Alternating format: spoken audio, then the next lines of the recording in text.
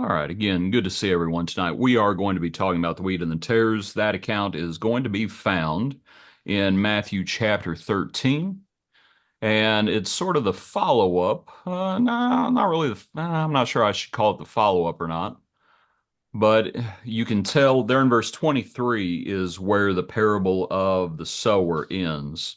He who receives seed on the good ground is he who hears the word and understands it, who indeed bears fruit and produces some hundredfold, some 60, some 30. And then we go straight into the parable of the this program that I'm using, it calls it the parable of the weeds. It's usually called the parable of the tares, though. But what this is, these are all a part of the kingdom parables.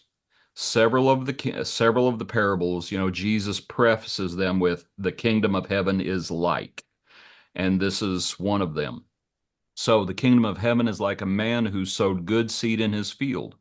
But while men slept, his enemy came and sowed tares among the wheat and went his way. But when the grain had sprouted and produced a crop, then the tares also appeared. So the servants of the owner came and said to him, Sir, did you not sow good seed in your field? How then does it have tares? He said to them, An enemy has done this. The servants said to him, Do you want us then to go and gather them up? But he said, No, lest while you gather up the tares, you also uproot the wheat with them. Let both grow together until the harvest. And at the time of harvest, I will say to the reapers, First gather together the tares and bind them in bundles to burn them, but gather the wheat into my barn. Then we have a little interlude, and you have the parable about the mustard seed, as well as the parable about the leaven. And then we have a couple of verses concerning, once again, how the Lord spoke to the multitude in parables, and without a parable at this point, he is not speaking to them. And so you have the reasoning why there from the quotation of the Old Testament. And then we have the explanation of the parable. And this is the parable last week, the sower, and now tonight, the parable of the tares. These are the only two where we have a divine explanation. Verse 36, Jesus sent the multitude away and went into the house, and his disciples came to him. This is a private conversation just with the disciples. The disciples came to him, saying, Explain to us the parable of the tares of the field. He answered and said to them, He who sows the good seed is the Son of Man. The field is the world. The good seeds are the sons of the kingdom, but the tares are the sons of the wicked one. The enemy who sowed them is the devil. The harvest is the end of the age, and the reapers are the angels. Therefore, as the tares are gathered and burned in the fire, so it will be at the end of this age.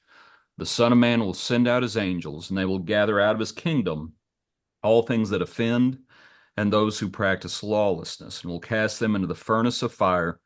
There will be wailing and gnashing of teeth, and then the righteous will shine forth as the sun in the kingdom of their Father. He who has ears to hear, let him hear. All right, so to think about the account and to go ahead and get into it, the first question was, and this is what we have to do with all the parables. You have to identify the characters.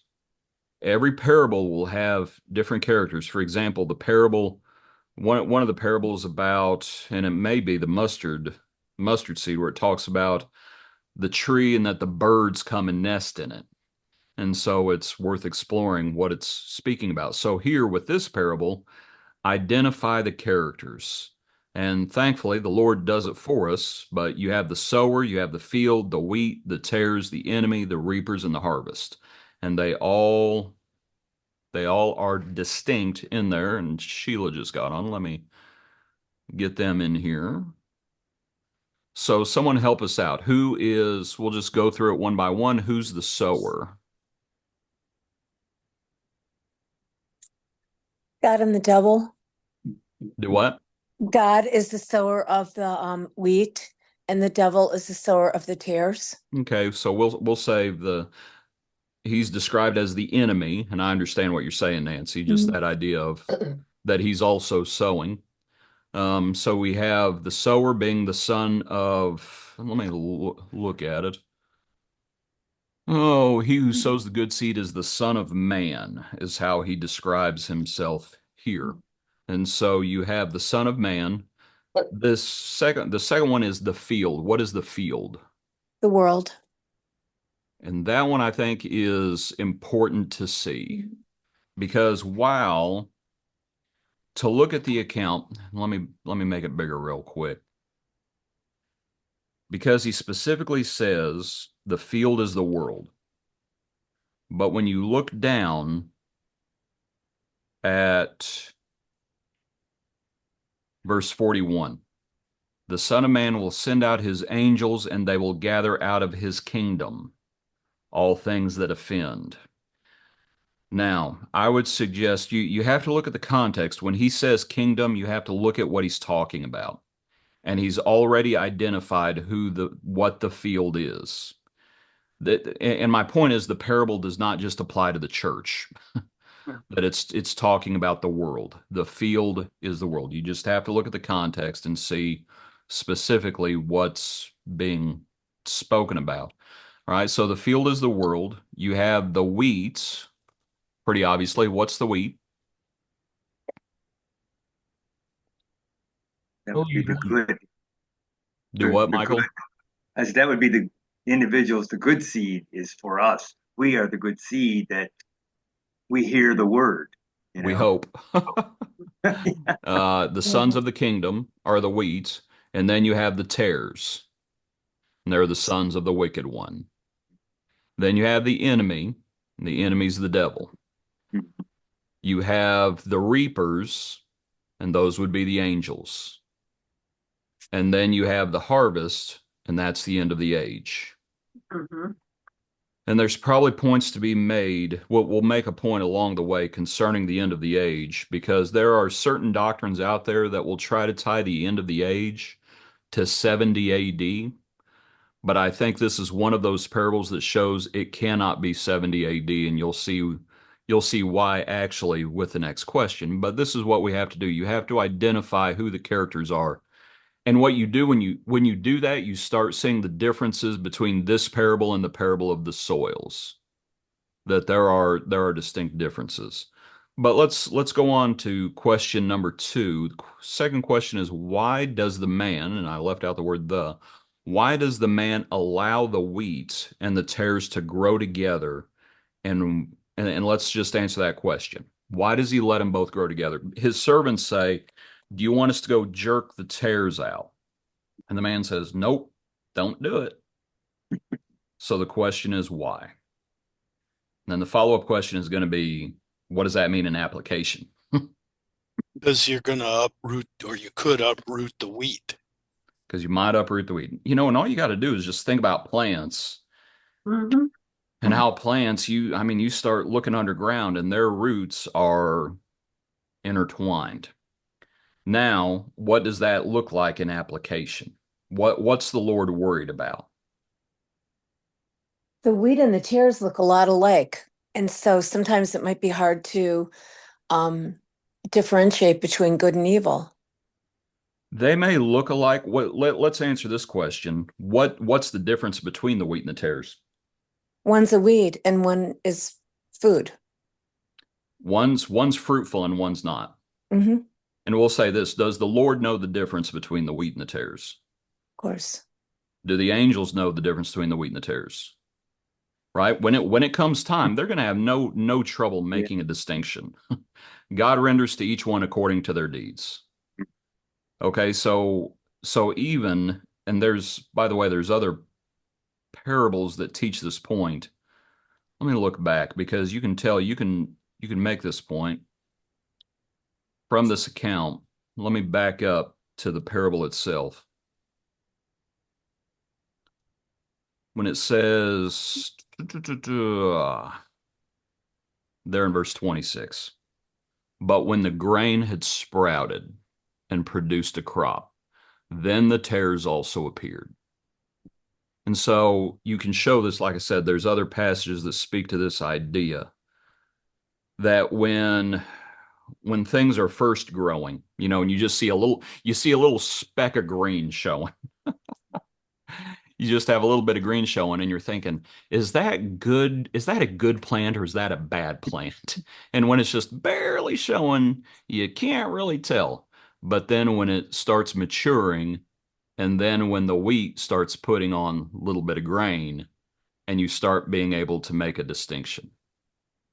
And so at that point, that's when the servants say, you got a problem, right? They recognize you got a problem. And so you don't, but the man says, don't pull them up. So what does this look like in application? And I'll give you an example. Lot's wife, right? They try pulling her out of Sodom and Gomorrah, and she looks back. Why is she looking back? Anyone, I mean, feel free. It doesn't specifically say in the account, but She's still attracted to what's in the world. okay, she's still attracted to what's in the world. She's curious. Who's back in Sodom? The evil ones. And who would that include? Who's with them? Who comes out? Lot's wife, and go ahead, Brenda. You mouthed it. I saw it. Their daughters, And who did not come with the daughters? the sons-in-laws. They got family back there. And so when she looks back, I don't know if she's looking back just because she liked the house she lived in. It maybe she was looking back towards family. And she may have had friends there. That was where they had made their home. Now here's the point, because Lot's wife, I think when it's all said and done, you would say she was a terror, but she was going to be saved. If she would not have looked back, she would have been saved. But as an application, just, in the other room here, I have Jennifer and the kids. Actually, where are they? They're somewhere on your screen. If all of a sudden if all of a sudden one of us was saved and the other one was not, it would be very hard to let go. If you're one of them that is saved and your family member is lost, and all of a sudden the Lord jerks out that lost person, all of a sudden the Lord jerks out that terror, and you're saved, but your roots are intertwined with that person, it would be very hard to let go of them and be free and clear of it. And the Lord knows that. That's the point. The Lord knows that. It's going to have to happen at Judgment Day when the wheat and the tares are separated. But it's not going to happen. It's not going to happen until then, as far as, of course, not counting death. But the Lord knows. Now, where this as an application, like I said, there are those who believe like the end of the age, like I said, is 70 AD. It can't be 70 AD. It cannot be 70 AD. This is also one of the problems with premillennialists who believe in the rapture, and they believe that there are multiple resurrections, that some people are sucked out and they're saved, and then it's like, no. This parable specifically says, nope, let them both grow together until that time. And then they are both harvested together and they are separated. But the Lord in his wisdom, and what this speaks to is sometimes people will say,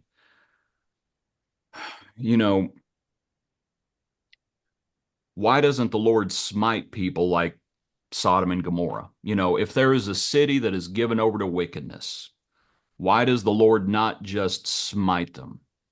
If there is a field that is just mostly tares, and that's the thing, if a field is mostly tares and there's just a little bit of good wheat in it, man would say, burn it down. The Lord would say, there's still 10 people there. Would you spare Sodom for 10 people? And the Lord would say, yep, because you don't want to lose those 10. And it's just, from our perspective, we're like those servants, and we say, oh, send us out and we'll start jerking tares out. And the Lord Right. says, if you do that, you're going to lose some of the wheat. You're going to lose some of the good ones because they're not going to be able to let go. Anyway, we could go on and on about that. Question number 3 is, what do the tares do and what do the tares not do? What do the tares do? He says in the parable, what do they do? They interfere with the growing. Okay, Oh, specifically in the parable, before we get into more application and sort of common sense, because I know where you're coming from, Michael. But actually, within the parable, he says, he will gather out all those things that do what? Offend? Do what, Bruce? Offend? Yeah. He will gather all those things that offend and all those. Well, let me get down to where he actually explains it. That's the nice thing. He actually explains this one. Gather out of his kingdom all the things that offend and those who practice lawlessness. So you might think about stumbling blocks. We know what Jesus said about whoever causes one of these little ones to stumble, it'd be better for him that a millstone's hung around his neck. But then you have the practicing lawlessness. Depart from me, all you who, those who say, have we not prophesied in your name? Have we not cast out demons in your name? Jesus says, I never knew you. Depart from me. So things along those lines. So you have, again, very simply, God renders to each one according to their deeds and how we have affected others.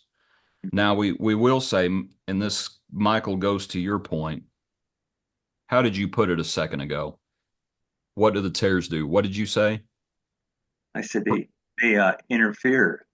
They interfere. They interfere with the And wheat, you know. and here's the kicker. What grows faster, weeds or good Yeah. plants? Weeds. Wheat. Why do weeds grow quicker? Because They they suck up- suck up more resources. Right. Right. They drink up the water from, and that's the sad thing. They suck up more resources. Nancy, what were you going to say? I heard you start to The speak. same thing. I was just going to say they rob wheat of nutrients. Yeah. And, and the thing is, you have a weed that's growing in your flower bed, and you go and you pull it up, and if you split it apart and you look at it, and what is it? It's hollow, right? But if you have a sapling growing in your flower bed, for example, if you take it and you cut it apart, what is it? It's not hollow, it's substantial. You might think about that idea as well. One's substantial and one's not. One is just a shell. Right. And that's, you might think about that as well. You might think about appearances. The word here, technically for tares, it is the word. I think in Greek, I looked at something like darnel. It's false grain is literally what it means, rather than kernel, a darnel. It's a false grain. So if weeds suck up resources and if weeds grow faster and start competing for the sun, things along those lines, so then what do the good plants have to do? What do their roots have to do? And that's the thing, weeds, what are weeds roots like? And you might think about they're shallow. Right. And they might drink more. But if you're a good plant, if you want nutrients, then what are your roots going to have to do? You got to go deeper. Mhm. You got to go deeper than the weeds. And now we're back to last week's parable. And the second one, the rocky soil, and you think about the shallowness. And you got to put down deeper roots. Some of the other things that tares do, you might consider in the parable, the way that it ends. He says that, how does he put it? That when it's all said and done, let me get over there. Let's see. It's right at the very end. Then the righteous will shine forth as the sun in the kingdom of their Father. And I was keying in on that figure. Then the righteous will shine forth like the sun. until then, I think you would have to say the weeds tarnish. And it's you look out into a field, and if you were to look out into a field and it was 50% weeds, what would you say about the farmer? You would say, "Oh, that ain't good." Um, but you might think about how the weeds, and I couldn't think of a better word than tarnish, just because of that figure that's used at the end. Then the righteous will shine forth as the sun. But before then, you have this idea.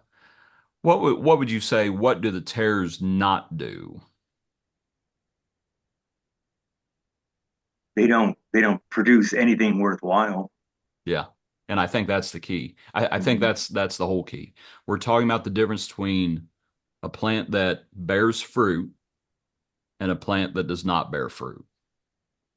Um, you know, the Lord cursing the fig tree. Remember when the Lord comes to the fig tree and he doesn't find anything on it, and it's just leaves. So you might think about, and Michael, I was thinking about that picture because weeds do propagate.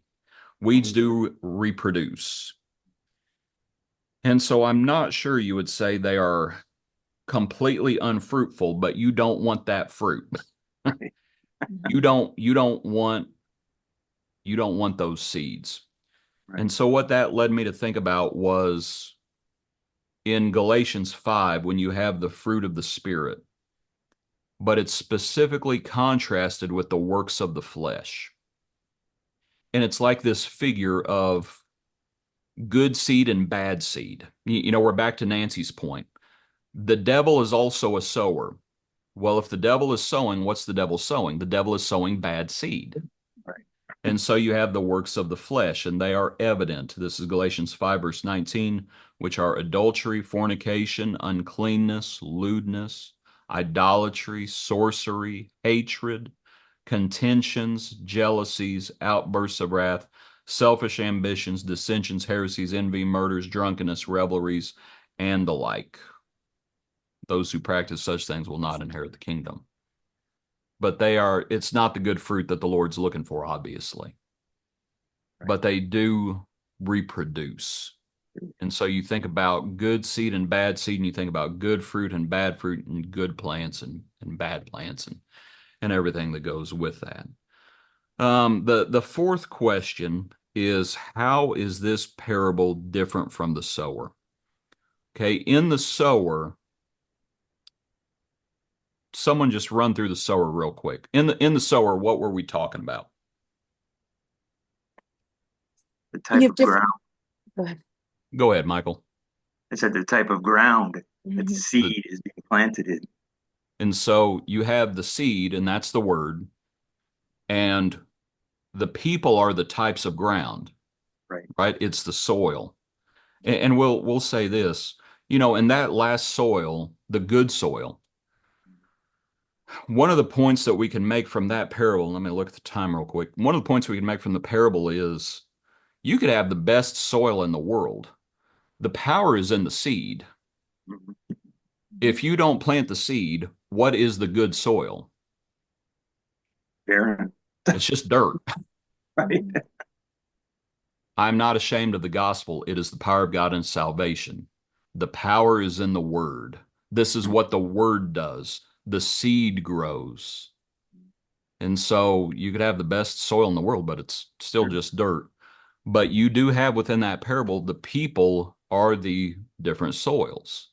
But now in this parable, we're not looking at the soils. Mhm. We're looking at the plants. And so that's one of the differences between this parable and the parable of the sower. The last question, I'll put this more to y'all. What is the point? What is the point of this parable? The kingdom of heaven is like this. And we'll also deal with what was the point of last week's parable as well. I think it shows you the power of the world, how it can interfere with the word, really. Okay. Any other thoughts? You know, that's kind of the nice thing. The Lord tells you what everything is, but you have to start making applications. Right. Anyone else have any thoughts on what the point is? Go ahead, Brenda. Um, in this particular parable is actually referring to the end of the age and how the angels are going to be Okay. removing the tares, or the lawlessness and those who are offending the kingdom. Because that is not spoken about in the parable of the soils. And so now he's talking about judgment. What else? What else might you say? You know, I think one of the key points in this is when the servants say, "Do you want us to go jerk them out?" And the master says, "No, you got to be patient." Right. And I think I think that's one of the keys of the parable. You got to let them both grow together. That this will test the wheat and it will manifest the tares. You have to be patient. Because mankind, we are not exactly known for our patience. We're like the servants, and we're like, oh, let me go jerk them out. It's like you got to be. It's going to take patience. The Lord is working with his disciples, right? This explanation is given to the disciples. And, James and John, the example we use all the time, the Samaritans don't receive Jesus. Hey, you want us to kill them all? And Jesus is like, no, that's not why I came. And it's like, nope, you don't know what kind of spirit you're of. And you think about the patience. It's like to let them both grow together. God's ways are higher than man's ways. Man's ways would say, nope, we don't want to grow together. God says you got to let them grow together. Talks about, judgment, pointing to that. What was the point of last week's? Let me just say this. The parable of the soils, the sower. Like I said, we made the point last week that the sower in that example, that's the Lord. We are one of those four soils. But at the same time, the seed, as it starts producing fruit, and some 30-fold, some 60-fold, some 100-fold. But I wonder if another part of that is as the Lord is working with the disciples. And I may have said this in a sermon before or in a class. Can you imagine if he who supplies seed, by the way, is the Lord? Can you imagine being a seed salesman and going to a farmer and saying, okay, this is the best seed I got. It's the absolute best seed. So you go and you just start casting that seed everywhere, and 95% of the time, it's not going to work. If you come to people, and like I said, I wonder if part of it he's not getting the disciples ready, because the disciples, like we all can be sometimes, we would like to think that everyone we talk to is going to be that good soil. Sure. And we think everyone's going to obey the gospel. Yep. And we think if I can just say the right thing, if we can just say the right thing, we could convert the whole city, we could convert the whole state, we could convert the whole world. And the Lord's trying to get the disciples ready for the fact that that's not going to happen. You can say the right thing, right, and 99% of the time, it's going to be the wayside or the shallow or the thorny ground. right. And you have to face that reality. Otherwise, what are you going to do? You're going to quit. Right. That's what's going to happen. Michael had planted grass seed out here. When was that, Michael? A few months ago, back in the spot where the Wallaces had their garden. Can you imagine if when he bought that grass seed, if it said, you're only going to get 1% germination? Do you think he would have bought the seed? Mm-mm. No, he would have left that right on the shelf. But that's the thing. And that's just the reality that with the parable of the soils, and I wonder if part of it is getting the disciples right. It's like, this is the reality. And again, Jesus is the ultimate sower. And yet, how much seed fell on the wayside? Now, he gave them the chance. He gives everybody the chance because you don't know who the good soil is going to be. But you just deal with that reality.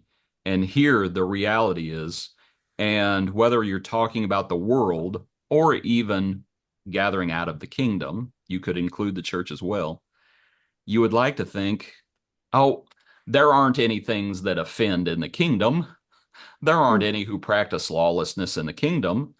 And the Lord says that's just not true. That's just not true. That we have to be pretty careful because, and let me make this point. The wheat and the tares, they are deceiving. It's real easy for us to deceive ourselves and to think, oh, well, we're the wheat. When ultimately, what is it that determines whether we are the wheat or the tares? What is it that ultimately determines that? By the growth, I would think. What's the Lord of Harvest looking for? He's looking for fruit. Yeah. That's the only way you tell. And we can real easily deceive ourselves and say, oh, well, we're the good wheat. What we have to do is examine ourselves and say, am I bearing fruit? Right. If I'm not bearing fruit, again, Galatians 5, you could talk about that, or you could talk about, bringing others to the Lord, whoever it may be. If we're not bearing fruit one way or the other, we can lie to ourselves all day long, but the Lord knows. The Lord knows the difference between the wheat and the tares. We got about 4 minutes left. Anyone have any thoughts, comments, questions? Well, I think really you can almost look at it as the denominations of the world. You know, they go there because they like what they hear, not from the Bible. Maybe it is nitpick, through the Bible. But that's why they join, and the families, of course. Hey, we're all Catholics, we're all Methodists, we're all Lutheran, and that's where they're so messed up because they don't go by the Bible; they go by doctrine of man. Sure. Appearances of righteousness. Hmm. Anyone else have any comments or questions or anything? Don't everybody speak at once. I was gonna say it's like fast food. Everybody wants it in 2 minutes time. Do what, Keith? It's like fast food. Everybody wants results right away in 2 minutes time. Yeah, and that's not what the Lord's about. The Lord is patient, and the Lord has his reason for being patient. And we know what that is. God's long suffering, not willing that any should perish. And that's one of the points of this whole parable. He doesn't want to lose the wheat. It's like, what farmer would want to lose the wheat? And he says, if you pull out the tares, you're going to pull up some of the wheat too. So just let them both grow. And there's issues that come with that growth because the tares are problematic. Sure. But let them grow so that you don't lose the wheat. Let me look at my time. Here's the thing. If you don't grow, if the wheat does not put down deeper roots, is it possible for the wheat to become fruitless? Mm-hmm. Yeah. And the tares may affect the wheat, and the wheat may in turn struggle and perish. Because the Lord is long suffering and patient over time, that's why we have to persevere. That's why we have to grow. That's why we have to bear fruit. And so that's kind of a telltale sign. If we're not bearing fruit, that's a telltale sign that there's a problem and we better grow. All right, that's all I got. If no one else has anything else, we still have about a minute and a half. If anyone has any last words, I was going to go say ahead, Bruce. that sometimes we know of Christians that live most of their lives faithfully, and then towards the end, they fall away. Yes. So we need to stay alert, be faithful. Yep. And I understand the end of the age has not happened, but of course we have to run our race. We have to be faithful till death. And to your point, that is a great sadness when people lose the faith so close to the finish line. It's like, you got to keep going. Mark, were you going to say something? We might have a few seconds left. Just correct. Yeah, that's a real good point. I was going to say, just, while the earth remains, both are going to be growing. But like you said, the pity that the Lord has with the Samaritans, Nineveh too, that was evil had come up, but he was going to give them a chance and teach and so forth, Thankful for the Lord's patience. Yep. Appreciate y'all. Hope y'all have a good week. Thanks, John. Thanks. Yep. Everyone take care. Appreciate you being on here this evening. Bye-bye. Thanks.